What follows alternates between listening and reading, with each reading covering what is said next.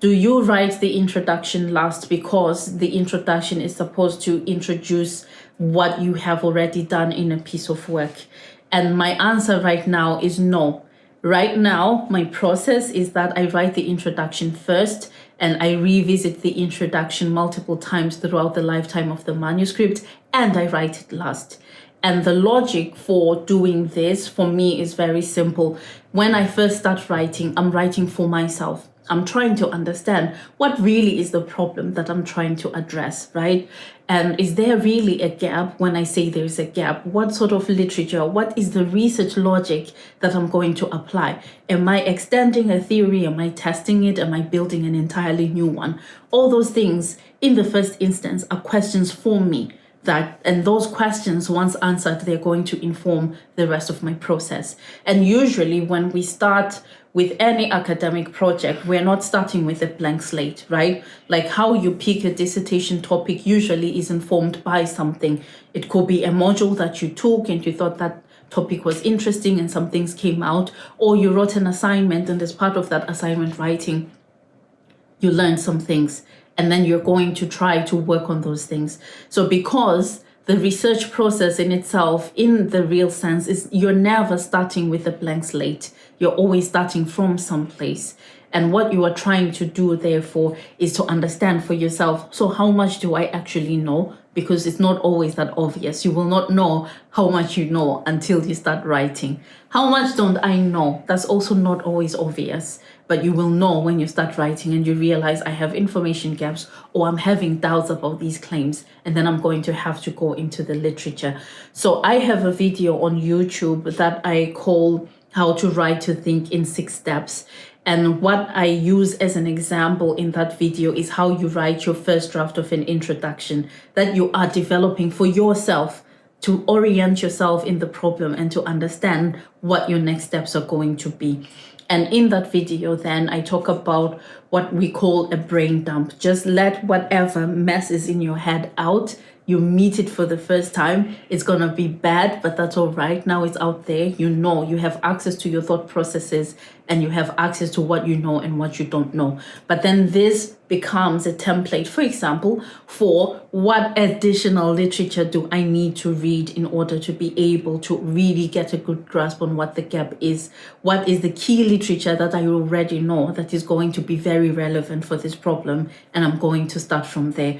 So you are not just going into some kind of vast unknown in terms of what you are looking for in the literature, but you are guided by what you know and what you know you don't know. And then you are trying to piece those things together to already focus quite early in the process in terms of what keywords you're going to use in searching for the literature, what sort of information you're looking for in the literature that helps you not just with understanding the gap, but understanding potentially the key relationships that you're interested in. And then this allows you then to have a more focused process. So then what happens if you have written the introduction first for yourself to understand what you know and don't know and what you think is potentially the contribution? When you start doing the literature review, then you're going to learn that you could have been wrong, right? And then you are going back and you're fixing those things that you were wrong about. So you could say, for example, I'm building a new theory because no one has ever looked at this problem before.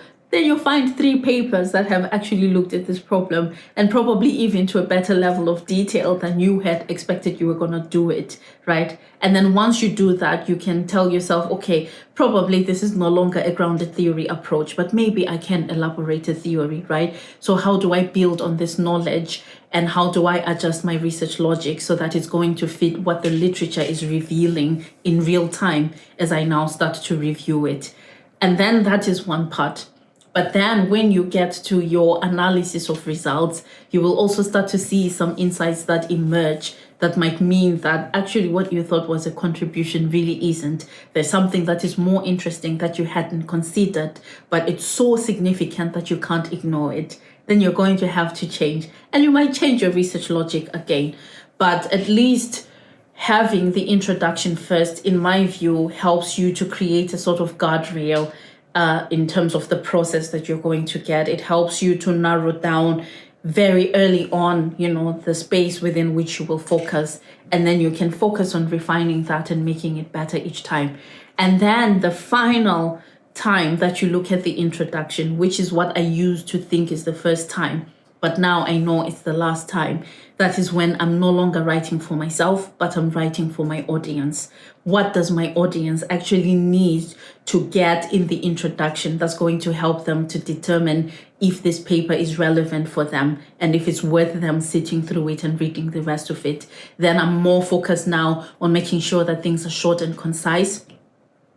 And for this, I also have a YouTube video, how to write a great introduction.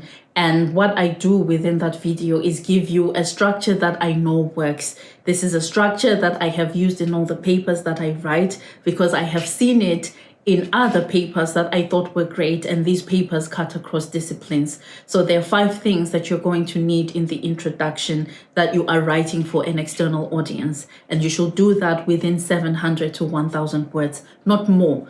And what you're going to do there is to say in the first paragraph, what is the problem? Why is it relevant from a theoretical and from a practical perspective? In the second paragraph, what is the state of the art? So what is currently known in the literature about this problem? And where are the shortcomings, key shortcomings related to that? In the third paragraph, based on what you have identified as the key problems, what is the main research question that you are asking? And what part of the gaps is it going to address? In the fourth paragraph, what are the methods that you're going to apply to address this research question?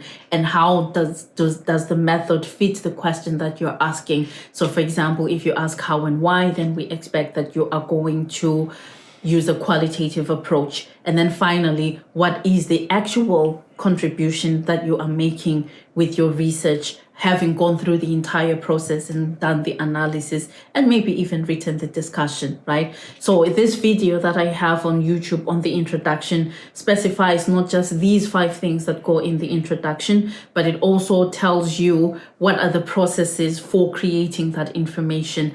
I also have an accompanying video that I published more recently on what literature to cite. So for each paragraph, you have to legitimize the claims that you are making. And for that, you're going to need to cite literature. So what literature do you cite in the first, second, all the way up to the 5th paragraph to legitimize your work in the eyes of the reader? And where do you find that literature? So this is a second video that I have provided that helps you with that. So the introduction, in my view, is very, very involved.